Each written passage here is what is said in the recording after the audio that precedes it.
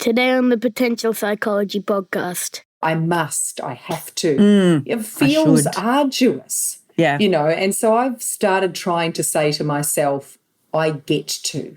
Yes. I choose to.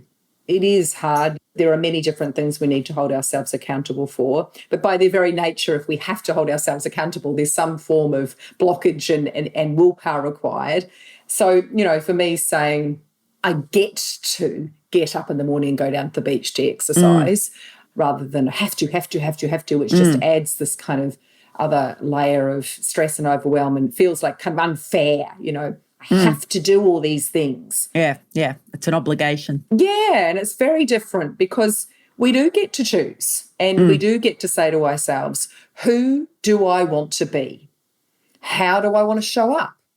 And for me, that the answers to those questions are very much what leads me to be able to hold myself accountable.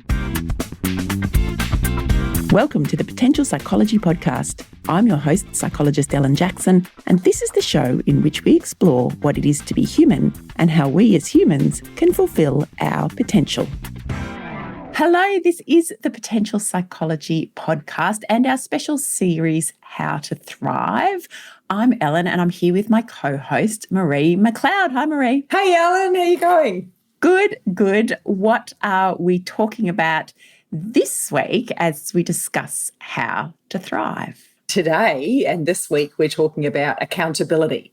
And accountability is a bit of an unusual inclusion, perhaps, in a framework on how to thrive. But what I've noticed, and perhaps you have too, is how important holding ourselves accountable is. So I'm really looking forward to diving into this one with you today.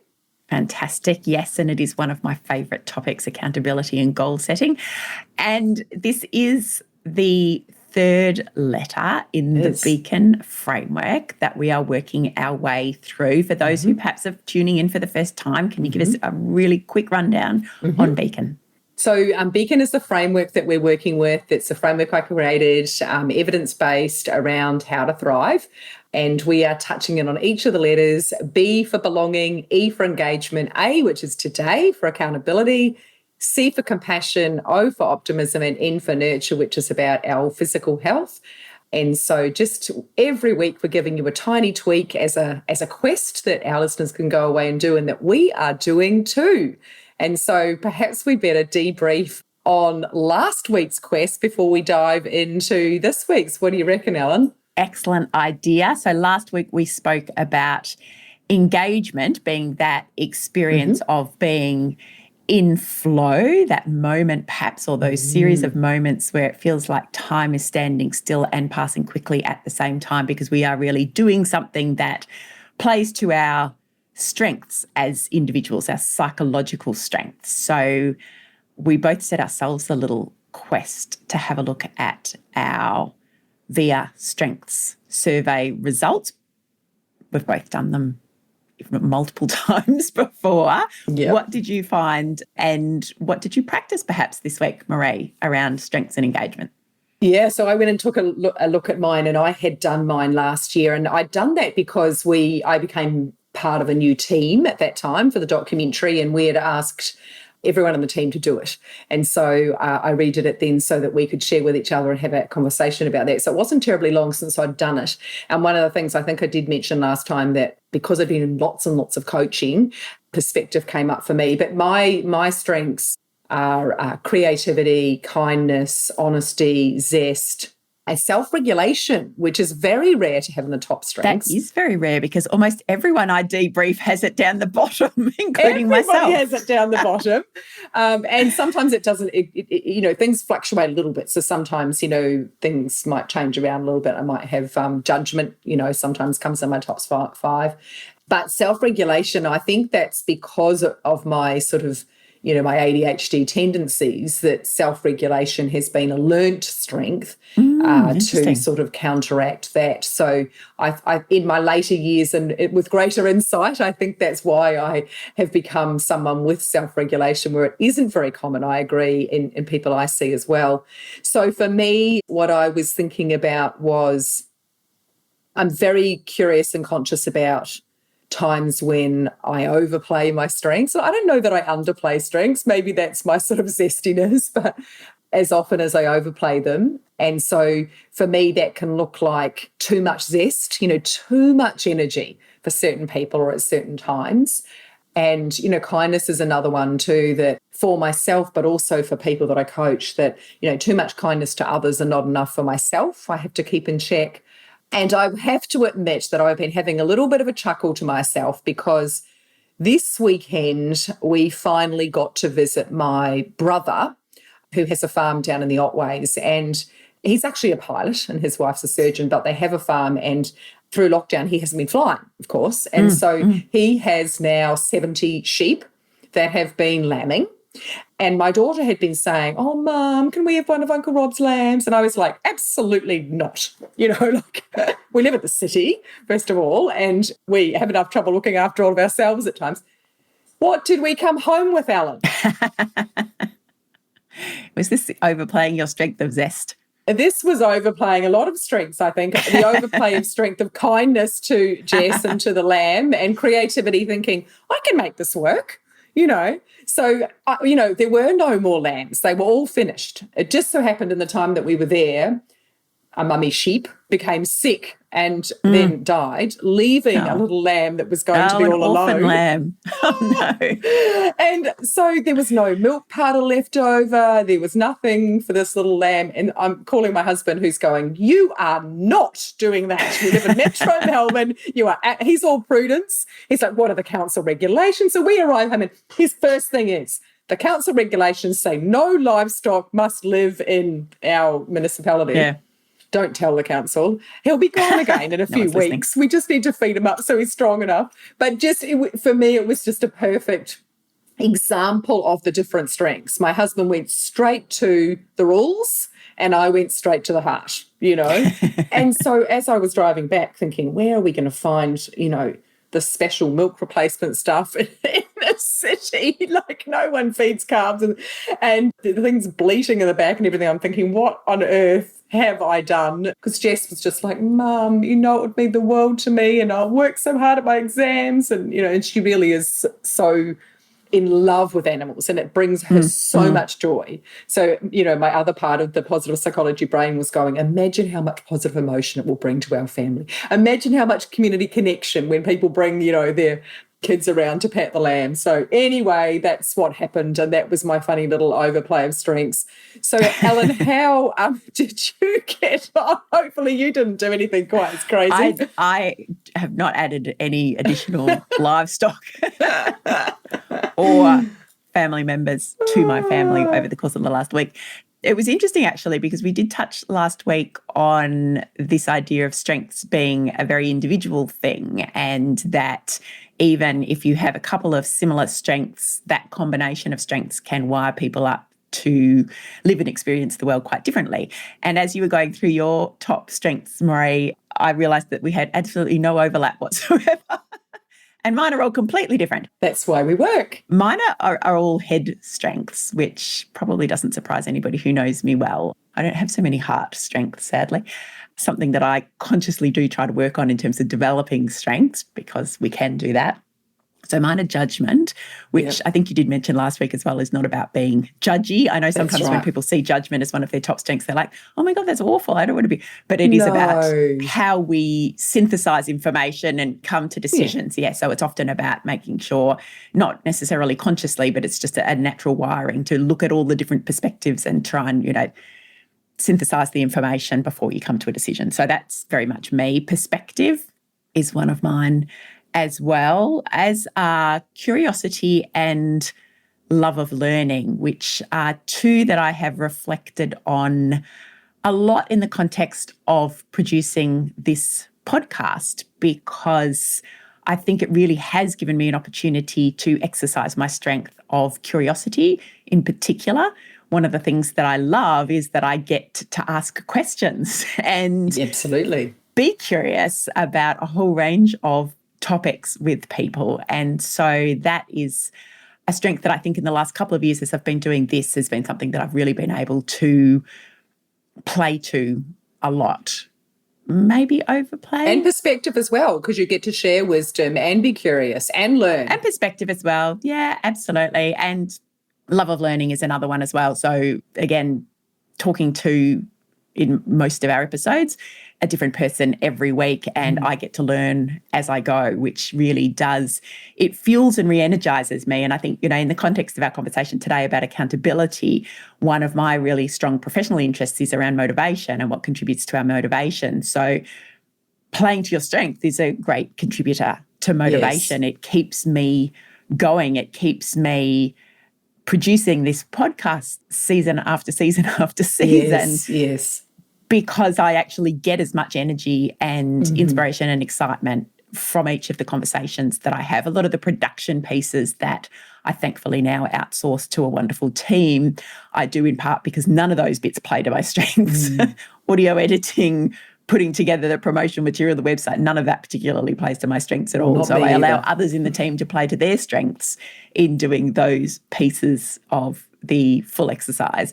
But for me, it's about having the conversation. So that plays to that. And then the one strength that I have that is not a wisdom strength. So our strengths fall into when you do the VIA strength survey. And for anyone who has done it in the week since we talked about it in our last conversation, they sit under these kind of higher order categories that they call the virtues. And I'm not sure that I love some of the language that's used around this, but anyway, they're called the virtues. And wisdom is one of the virtues. So 4 of my top 5 strengths fall into that category of wisdom strengths. But my 5th one is forgiveness, which I think fits into the humanity virtue. I think you're right. It does, yeah. So forgiveness. That's not a head one. That's No. So that's my non-head strength. Yes, your non-head one. Yes, my non-head one. Yes, the one that makes me a bit more human is forgiveness. So it is, which I see play out in lots of ways. Do you sometimes overplay forgiveness, Ellen? I do overplay forgiveness, yes. Yeah. And so one of the things that I need to be aware of is not making myself a doormat. Exactly. By overplaying that strength of forgiveness, that I do need to assert boundaries where it's important for my own well-being. That has very much been a learned skill over time. I wouldn't say I'm necessarily particularly good at it in every case, but it is something I'm at least conscious of now, that sometimes you just can't forgive everyone for everything, but it certainly is very much part of my wiring. I've come to notice that a lot. Yes. And because people will take you for granted if you'll just forgive. So oftentimes, when I see people with forgiveness, I ask them that very question, does that sometimes get overplayed in ways that you then end up feeling like a doormat? And so I'm that's really good that you sort of notice that. In the same way, I have to watch the kindness. It's taken me a long time to come to that, to be fair. Yeah. Perhaps wasn't so good at it in my 20s, but I've got better. That's into right. my That's a beautiful 40s. thing that comes with age. Yeah. Excellent. And I'm trying to think whether there's any... I feel like I'm so well immersed in this whole thoughtfulness around strengths that I wouldn't say that I've necessarily noticed anything in particular in the last week with it, but I have had some great conversations with other people about their strengths and talking about the importance and the benefits of understanding your strengths just to allow you to be your best self. Good. Well, it sounds like we both did our homework and we did our quest, and I'm glad you didn't end up with a lamb. Yeah, so am I. So am I. So what are we talking about this week? It's accountability. Tell us a little more about accountability, Marie. So, some of our listeners, as you said, they're very literate in positive psychology, and they would be familiar with Martin Seligman's PERMA framework. And I had used that for many years, as you would have as well. And I guess, part of the thing for me with creating Beacon, as I would have mentioned, I wanted something with more metaphor and to be more memorable. I wanted it to be able to sort of span from the individual to the collective. But another thing that was not part of PERMA, became part of Beacon, was accountability. And that's because I've observed so much, whether it's individuals or whether it is a system, the importance of, we can know all of the things in the world about what it takes to thrive, but that is not going to help us one iota if we don't hold ourselves accountable and apply that. So it's that sort of that knowing doing gap that we often find. And I find many times people, if you ask them and if you seek to sort of really listen, you can discover that they know what works for them. It's about sticking to it, isn't Doing it? of That it. there's the tricky thing. So what we often say is thriving is not a spectator sport. You can't sit back and watch it happen. Yep. Knowing about it is not enough. That's right. Getting physically fit and healthy does not just mean eating one piece of broccoli and one visit to the gym. It requires constant attention. And it's the same for our mental health and our thriving. And so this is what really accountability is about. It means that for individuals, they've got to do stuff. In workplaces and systems, it means that if we want our team or our workplace to shine its brightest, we are all accountable for that. Every single one of us is part of what makes this place feel good and function well. And so that's the other lens of accountability for me, is that, you know, that interplay between the me and the we, and the fact that, you know, I think you would relate to this talking to leaders who find these tricky conversations about how sometimes people are not very good at holding themselves accountable for doing stuff, and they need to recognise that it's not just about them, it's about the contagion effect that has for other people. And so, you know, in terms of that sort of leadership piece as well for individuals, it's that beautiful combination of grit and grace. So how do we hold ourselves and others accountable in a very gritty way, in a very sort of fierce way, but how do we combine that with the grace that says, sometimes I haven't got what it takes. Sometimes I'm exhausted.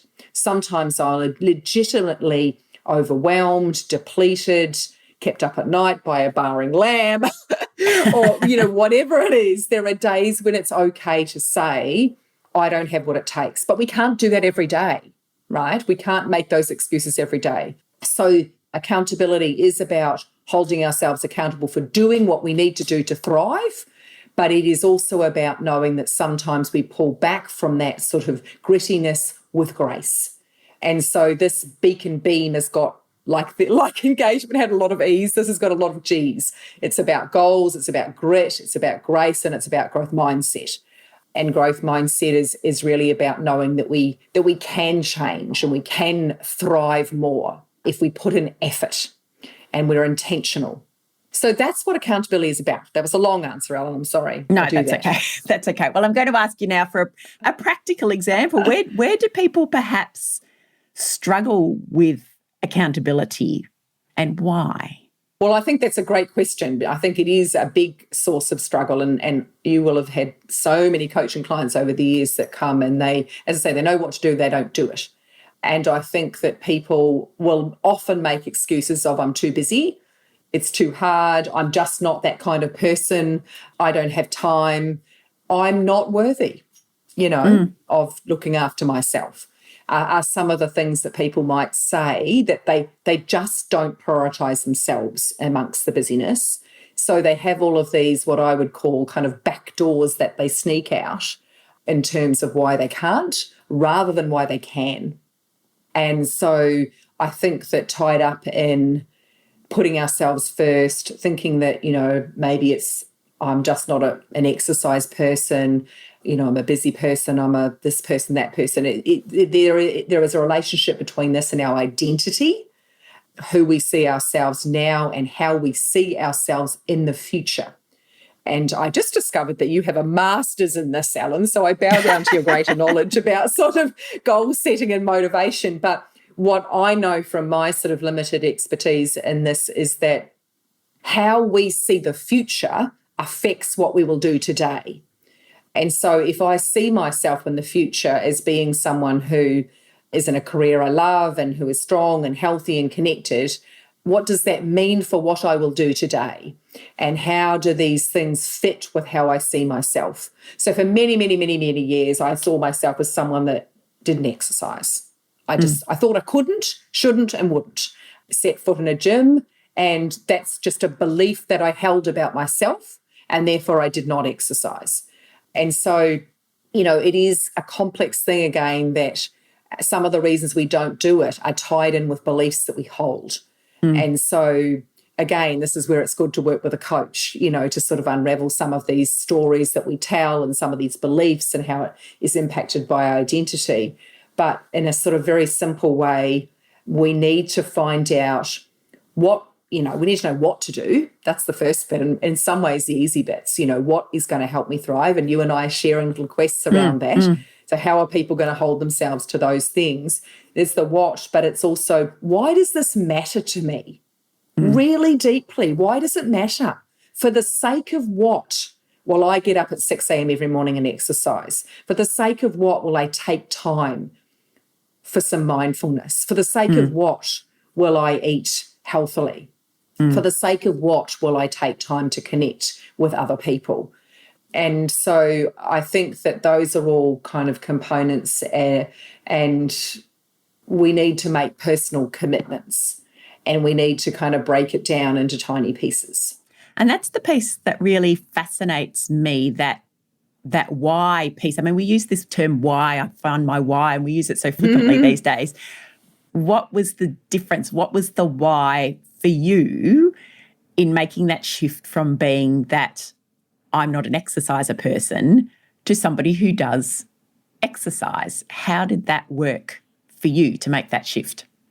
It's a good question. Do you know what? It happened so long ago, and when I was, young, and I probably didn't think as deeply about things. I think probably for me, it happened through connection. I have to say. I'd like to say something different because I think it would fit the story better. No, but I think it's important that we actually explore these realities, because I think there's so much out there in the world that says, to use exercise as an example, because I know it's one that people struggle with a lot because we know why we should do it, but it can also be really uncomfortable and crappy and actually not that much fun. And there's so much out there that says to us, we should exercise for our health, which is such a kind of an intangible, yes, or we should exercise. Well, a lot of social media tells us that we should exercise to look a certain way, which again is such a challenge for the vast majority of people. So I think actually unpacking people's real lived experience of what's made the difference can help us to see that it's often lots of different, interesting, varied and unique little snippets of things that might even feel a little bit random, but have made a difference. Maybe our strengths come to play here as well, because if we think about how to get over that line, how to break that barrier between someone that doesn't do something and someone that does, how do we go with the way that we're wired, and how do we... So for me, if I know that I'm a very zesty person, I'm a kind person, I'm a people person, you're a curious person, and you love learning. So if we were to take those different strengths and think about how to get over the line of exercising, you would want to be curious and go and try all the things. You might want to learn, different ways of moving and then choose them. You'll obviously want to make good judgment in your decision making, because that's how you're wired. For me, it worked to go with other people. And if I made a commitment to them, my kindness, meant that I would show up for them in the first instance until it began to give me benefits, until I began to change my identity. And that takes time to now I'm someone that would exercise most days. And, now it's about going with my daughter or my kids and with friends. So I don't like to exercise on my own. So I set things up where I have, this weekend, God, I didn't even say this. This was crazy. We went and did one of those jump in the ocean and stay in the cold water kind of things that's getting through. Goodness. Oh, yeah. And so that was with a group of girlfriends. And, I've got these little WhatsApp groups now, the hiking group and the jump in the sea group and the, the morning sort of stretch group. And, that's my sort of crazy, zesty ADHD thing, because I like variety, but I like doing it with people. And I like being in nature and being outside. So for me, how do we begin to do the things we don't like? Bring in the things we know that work for us. And I do think having an accountability buddy is a very good idea. Who else wants to do the thing that you want to do? You and I said, we haven't meditated for a while and we'd like to, do that again. Well, that would be great for me to say, okay, Ellen, your meditating group. Yeah, or set ourselves accountable, hold ourselves accountable. Oh, I just did an insight timer that I liked. Here, try this, or do it together. Yeah. And these are good too, because they're helping our connections, they're helping our belonging. So they're all sort of, as I think I've said before, I love it when we can do things that amplify and exercising in nature with a friend, you know, you're getting more of those things. Bit of a triple whammy. You know, I think you probably have some great ideas for us as well in terms of, you know, setting goals, finding motivation. Are there things that from way back in your days of doing your masters that you remember, or that perhaps you know, use now with your clients around what do you think helps people to hold themselves accountable to do what they often know or have just learnt that they need to do to thrive? Absolutely. And I think you've really hit on the best example I could give in your explanation of what worked for you, because as you were talking, I was thinking, oh, that's not me at all, because I'm quite different. So I only exercise alone because it is a bit of me time, you know, being an introverted person and being a person who likes to think things through and my love of learning. So yesterday, for example, despite being very tired because I did go out the night before and I'm getting old and I don't recover well, I took the dog for a walk around the lake and listened to the Psychology Podcast, one of my favourite podcasts, which is very nerdy, deep psychological conversation, philosophical conversation. But that's the kind of thing that lights me up. So I think this is absolutely what I do with my clients, and a lot of what my training has told me is that understanding what works for you as an individual. And I think that's one of the challenges with so much of what we hear publicly about developing habits and about, you know, there's lots of techniques. There's piggybacking, there's, you know, understanding the why, there's the, you know, if then what, I've forgotten what the sequence is. There's lots of different things that are out there that are great tips, great strategies, all evidence-based, but they're not all going to work for each and every one of us. That identity piece that you mentioned, the strengths, your own interests. And what tends to happen is that we try something that everybody else has raved about or we've read about in a book and we've gone, this is the way that it works. This will be my magic ticket to developing this new habit that I will sustain forevermore. And then we try it and it doesn't work. Yeah. And then we're like, well, I'm clearly that's not for me. Yeah, I'm clearly just not cut out for this. I'm never going to be an exerciser. And look, I've done it. You know, I've had stints where I've tried running. I've had stints where I've gone to the gym. I've had stints, but I've not been able to sustain them. The things that I have been able to sustain in terms of exercise have been yoga and walking. Yes, beautiful. They're the two things. And so it really is trying to understand what it is about those, as an example for me, that work. And I think that's the same for, well, I know that's the same for everybody else. It's really being able to do exactly what you've done, you know, actually think about, well, what's going to help me continue this new behaviour long enough that we do start to reap some of those other benefits, and starting to unpack that. And that's a very unique and individual situation. And sometimes it's just a lot of trying out different things. There's a lot of experimentation that takes place there to see, you know, which bits work and why. You know, I've tried walking on my own. I haven't really seemed, I get bored. So do I try walking with somebody else? Maybe walking's not the thing for me. Maybe it's swimming. Maybe it's, so forgetting about the kind of the narrative, the stories that we get told about what we should do and why and how, and just getting a little experimental with it and trying what works for us as individuals. And I think that's the thing, you know, that we speak about every time is how do we also know what we want to do and what we want to try, embrace curiosity by sampling, you know, and then just going, oh, what would happen if I tried this? And not holding it too tightly. Yes. You know, so as I would say to people, hold it lightly, not tightly, just going on and giving it a go and knowing that a little bit is better than none. So the other thing that I think about that's important once we know what it is that we want to stick to is we have to be prepared. We have to plan, you know, and we have to reduce the amount of friction and noise between thinking about it and doing it, right? So if I know that I want to eat healthily, then I need to go to the supermarket and I need to have those things on hand and I need to have them prepared. So at the moment, my husband and I are doing a detox, a liver detox kind of thing, because I had elevated liver levels, as if I had been drinking too much in COVID, which actually I hadn't. So we're doing that, and it's like, you've got to have quinoa porridge and chia puddings, and you've got to have, salmon and veggies or whatever. You can't just grab something. You have to be prepared. You have to have done it the night before. You have to have the things at hand, or you'll break it. And then once you've broken it, you think, oh, well, what's the point in carrying on? I've already broken it. So there is a lot of need to think ahead and plan ahead and making sure that we are committing to it. And I think as well, if you're going to exercise the next morning, it starts the night before. So you've got to lay out your exercise gear, get one of those little tubs, put your runners, put your socks, put your stuff right by your bed. So as soon as you swing your bed, or I actually sleep in my exercise gear. Oh, I know somebody else who does that too.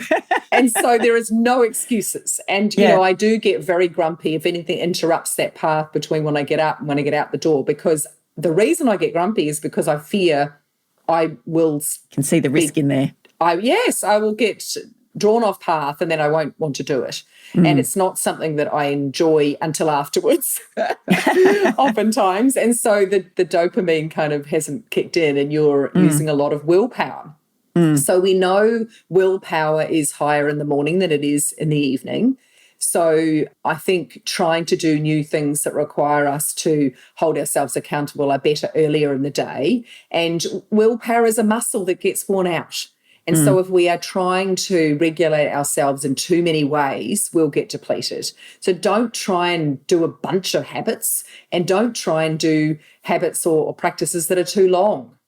I think would be the other thing that I would say, is just starting out with a small amount of it and embedding that. And once that's embedded, then layer something else. And the other thing I think that is really important in all of this is that there's a lot of mythology around changing habits and how long it's supposed to take. Yes. You see lots of things that say, it takes 21 days to change a habit. Well, if you look into the psychological research, that's only if it's an exceedingly simple, straightforward, habitual task. Yeah. Anything that's more complex, and most of our behaviours are more complex, it can take up to many, many months in order to embed that as a new habit. And of course, trying to sustain that in an everyday kind of way is virtually impossible, because there will be periods when we get tired or we get stressed or life has been thrown into some other loop that we just have to stick with for a short while. And so self-compassion is a really big part of this, understanding that it's okay to have days when it's too difficult. It's okay to have days and even long periods. And I think going back to that identity thing that you spoke about earlier, I have been practicing yoga now for at least 20 years. Now, I say that, and my identity is somebody who does practice yoga. I could hand on heart say I probably haven't done any, or I might have done like one practice in the last month. Now, that doesn't mean I'm not still, and it doesn't mean I won't go back to it. And I think this is a really important piece, particularly around procrastination and some of these kind of loops that we get into where we feel that if I've stopped doing it, therefore I now give up because I can't do it, I won't do it, it's not who I am. That's not the case. We know from procrastination research that if we add a little bit of self-compassion into the mix and we say, that's okay that I've not done this yet, I can go or back that I've to not it. done it this week, I will go back to it. Yeah. Because otherwise we get stuck in these kind of negative thought patterns or negative thought loops that keep us trapped. But as soon as we actually, and it's funny because for some reason, and maybe it's a narrative again, we feel that we have to be harsh and tough on ourselves to maintain the habits, that we have to, that we're somehow letting ourselves off the hook if we have a day off, if we're not feeling up to it. And I see a lot of that. And that is actually contrary to what the research tells us. That's right. That if we have some self-compassion in there and we actually allow ourselves to say, that's okay that I haven't got to it this week, it's been a particularly difficult week, I will come back to it. And that's the important part. It is the I will come back to it. And then seeing those patterns emerge over time. So even though I can say I haven't done any yoga, I know I will come back Yes. to it, and I know I will get back into the routine and the rhythm, and that's okay. It's just a pause, isn't it? It's a pause, and Yeah. and that these are long term. We're not talking about, and I think again, your 7-day cleanses or your 8-week shredding things or whatever. All of these different, particularly around the physical exercise ideas that we have. What gets perpetuated out there is that you have to go hard for this period of time, and that's what makes the difference. And yet that's contrary to how we actually develop habits over time. We can do it in a much more gentle, kind way, and we think about it as a lifelong pursuit, not something that I'm going to knock over in 8 weeks. So I think that's been one of the really key things for me in understanding the habits that emerge, and then allowing those habits to actually become habits, to keep yourself accountable. Yes. It doesn't matter if it's not every day, every morning for everyone. Some people are wired up for that. Some people are wired up for that kind of routine. I must do it every day. It's how it works for me. And that's fantastic. For other people, look, that's not how it will work, and that's okay too. So understanding that individual component in there makes a big difference, and then not beating ourselves up when we feel like we have, inverted commas, failed. That's right. And because, if you hate it, you won't go back to it. No. That's what I tell myself. So, if I'm running and I push too hard and I absolutely feel like I'm going to throw up. Yeah. And look, there are people who go to the excess on things. So, that's. I'm married to one of those.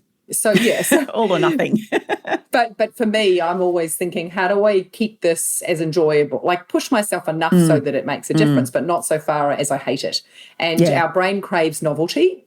Yep. So it's important that we keep it fresh and new and try, mix it up a little bit. And fun. I think that's the other thing that we underestimate in all of this. I think there's not enough fun, although maybe you start to see it a little more. I'm seeing particularly on social media some of these dance classes and, Zumba and some of these things that have a fun element to them. I don't think there's probably been enough fun and laughter and lightness incorporated into much of the sports and fitness storylines that we hear. But I know we had, we went for a walk around with the kids. So we have a lovely lake here in Ballarat, and so we were walking around the lake, and they've put in a whole lot of outdoor exercise equipment, publicly available. And it's sort of a modified version of what you might find in the gym. And so we all just hopped on and had a play and tried out all these different things, step machines, and there were cycling things and there were lifting things.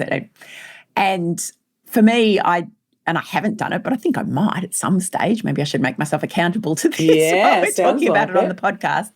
I just thought, in nice weather, because outdoors is important to me as well. So it's unpacking again those other contributors to your motivation to do something new.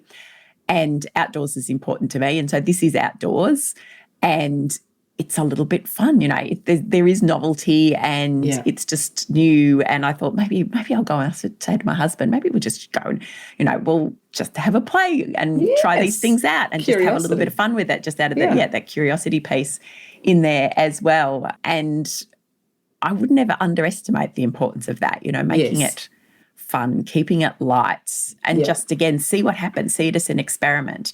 I'm just going to try this out and see what happens, and maybe I'll keep doing it because it was fun. But when we're very hard and fast and very rigid around, I must do this thing this certain way and I must do it every day, we are almost setting ourselves up for failure. Yeah, and that reminds me as well, another thing that I think is important is the language we use around these things. I must, I have to. It feels arduous. Yeah. And so I've started trying to say to myself, I get to. Yes. I choose to. Yes. Because it is hard. We've talked a lot about exercise, but there are many different things we need to hold ourselves accountable for. But by their very nature, if we have to hold ourselves accountable, there's some form of blockage and willpower required. So, for me, saying I get to get up in the morning and go down to the beach to exercise, or I choose to do this detox because I've had some blood tests that haven't been so flash, or I choose to spend some time mindfully because I know that helps to recenter me, rather than have to, which just adds this kind of other layer of stress and overwhelm and feels like kind of unfair, have to do all these things. Yeah. It's an obligation. Yeah, and it's very different because we do get to choose and we do get to say to ourselves, who do I want to be? How do I want to show up? And for me, that the answers to those questions are very much what leads me to be able to hold myself accountable.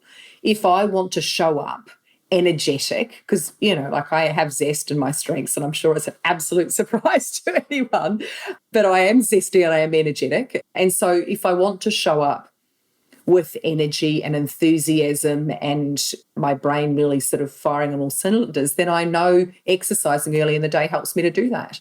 And so I say to myself, because I have the strength of kindness and if you want to be kind to others, you need to do this for you. And so, we sort of play around with some of these, how do we apply our strengths? I want to be around other people, so I'll invite Anna along to do that with me or whatever. I won't invite Ellen because she's listening to her podcast. She doesn't want to talk to anyone because she uses exercise for decompression. It's kind of my strategies. And it is that language piece. After this, I get to go for a long walk. It's not I have to, it's I get to, because to me that is an opportunity for decompression and where I choose to go, we have the luxury of having a lot of bushland around us. And so just that experience of being in the bush and, I take the dog and absorbing nature and being able to either listen to a podcast for my love of learning or listen to music, which is another way that I decompress. It's a joyous experience now. It's not arduous. It's something that I really choose to do because it's something for me. But it is now because you've gotten past the hard part. barrier of it. And so how do we help our listeners then as we move into our kind of quest-giving stage of the podcast? How do we help them if they're not at that stage yet of holding themselves accountable for something that matters? And so I think, we were going to set them a quest around making a habit. Yeah, absolutely. Or even just perhaps unpacking what you'd like to make a habit. So again, breaking it down into small steps, which is always important in all of these quests to change some behaviours and thrive. So unpacking perhaps what it is and why you want to make that change. And then I would suggest even setting yourself a little challenge to try one small thing. Yes, just to see how it goes. This has been something I've been working with my coaching clients a lot on lately is let's just view this as an experiment. Let's just try it out. What's one small thing that I might like to try this week just to see how it goes? No expectation that I do it forever, just being curious to find out what it feels like, what works and what doesn't work. Yeah. And that would be my suggestion, I suppose, for anybody who's looking to, over the longer term, or at least explore perhaps a new habit or a new behaviour. Yeah, I love that. And so you're using curiosity and you're not setting it up as have to. Yep. I get to do this and I get to explore and play and be curious about what happens when I do this for a week. Yeah. How does it feel? And so, I was going to add to that as well in terms of, so if our quest is trying something new for the week, that is something that we've been wanting to do for a while that we know is going to contribute. So we might call this a healthy habit. And, I would add, I guess one thing that's been helpful for me is understanding how habits work and sort of, Charles Duhigg's habit loop. So, for me, being able to know that loop has a cue, a routine, and a reward. And the cue is tying the new thing that you want to do on to something you already do. So something that's already a habit. So we clean our teeth every day, we eat lunch every day, we start work, we finish work, we have lunch breaks. There are things that are handles in our days that can act as a cue or a lever to a new habit. So if, for example, meditation is something that I want to add back in because it's fallen off, fallen off the wagon of meditation. So I already kind of mostly I'm concentrating on doing some movement in the morning, and then I'm getting the kids out the door or whatever, and then I'm getting a coffee or I'm getting some food and I'm starting to work. But I want to, in that space before I start work, take some time to meditate. And the thing that's blocking me is thinking that it's going to take a long time and I'm too busy. So I want to tell myself, actually, 5 minutes, 2 minutes, Even 1 minute is proven to be better than nothing. Yes. And so I want my cue to be starting work, because starting work happens every day.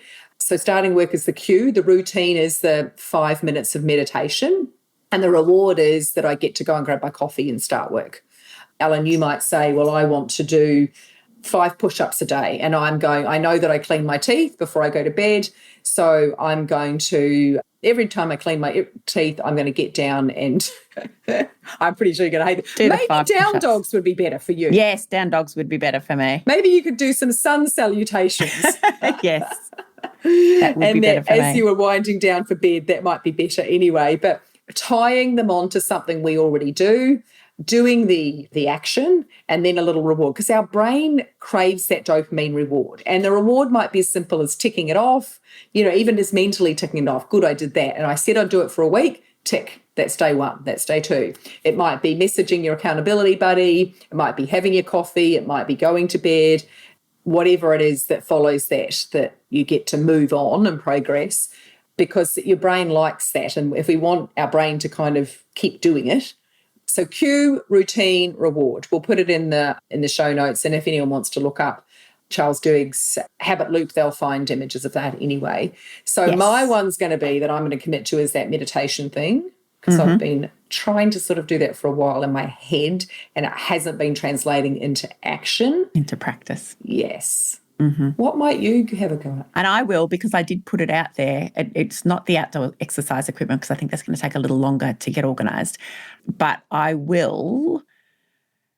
I don't know. Sun salutation sounds like a really good idea. It's going to be short yoga practice. Nice. Every day. Nice. Because I have the same challenge around it not fitting into, or feeling like, or telling myself that it's not fitting into the routine, because I've had children at home, and the only space I've got to practice in is the middle of the living room. Does the dog come and start? The dog does around? come, but I can cope with the dog. But it's family members wandering in and out. Being the lonesome exerciser that I am. Get away!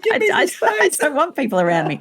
So doing some kind of practice, and I have I've got an app here. I've got all the tools. Yes. It is just getting back into the habit of it. And I think that thinking about where it fits into the day, what is the cue for the doing of it, will be really critical to me. So I'm going to have a play around with that, but I'm also going to do it in the spirit of experimentation. Good. And see what works. And if it doesn't work, if I find myself not doing it, I'm going to be totally okay with that. You're going to be kind to yourself. I'm going to be kind to myself and say, right, well, I tried that and it didn't work. What else can I try? Yeah. Rather than dismissing the whole lot as a bad job. And that if you don't do it this week, that you might do it the week after. It's not like all over. It's not all doom and gloom, all or nothing thinking. Well, that's good. So, I want to double. I want to do sun salutations right before I meditate now. Small steps, Marie, small steps. Oh, good. All right. Well, we'll check in on you. And, that's the funny thing, that once you start, oftentimes you want to do a bit more, don't you? Once indeed. You've done sort of one sun salutation, you'll be like, oh, my goodness, I can kind of do that for 5 minutes, no problem at all. And it is about, as you said, tools. Really important that if there's anything you need to do it, that you have it at hand, because that will create a blocker. Oh, what meditation app will I use? Or where's my yoga mat? Or, or who am I going to, use to guide me? Am I going to have Cassandra or Adrienne for my yoga teacher today? Yes. No, that's exactly. So I've got all of that set up. So there's really nothing stopping me. So we'll both head forth on our personal quests. And of course, listeners, you do the same. Get ready. And let us know how you go. Yep. And we will be back next week. We will put all of those resources in the show notes. I'm also going to add in BJ Fogg's talks on piggybacking habits, because that's where a lot of the original research comes from. And we will be back next week to talk about the next beam of the Beacon framework. What are we up to? We've done B, E, A. We're up to C. And C is compassion. And that's going to be perfect, because you and I have already been touching in on that. Yes. We've already been talking about the need to be compassionate for ourselves. So in that, we're going to not only cover self-compassion, but we'll talk a little bit about the science of kindness as well, if we have time. So that is one of my personal favourite topics, given that kindness is a strength of mine and something I highly value. So I'm very much looking forward to that. And now I've committed to meditation, I will be able to report back on how I go with that. Perfect. So we will be back next week. Thank you, Marie. I will see you then. And we're looking forward to having all of our listeners back with us. I want to hear. I want them to tell us, what did they do? What habit did they do and how do they get on? So please let us know. Yeah. Thanks so much, Helen. See you next week. And that's a wrap on the 4th episode of our How to Thrive series of the show, co-hosted with Marie McLeod. Marie has a resource page for this episode that goes a little deeper into the concept of accountability and your quest for the week. And you can find that, along with all of the resources that we mention in the show notes for this episode. Head over to potential.com.au/podcast. Or check out the links in your podcast player under today's episode. That's another way of doing it. We would love to know how you're going with your quest each week. What have you noticed? What have you learned? What's working?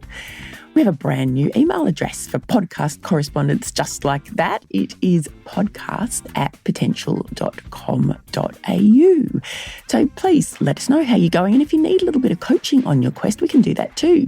Just drop us a line at that email address, podcast@potential.com.au. And of course, you can chat to us via social media, just like Lynn, who let us know that she is loving the new series and that she's finding flow through service to others, making music and creative pursuits. So thank you, Lynn. They are all wonderful pathways to thriving. And if you're not connected to us via social media like Lynn is, you can find me by searching Potential Psychology and Marie by searching Need to See Someone. And of course, the links for all of our social channels are in the show notes for those episodes for those channels as well.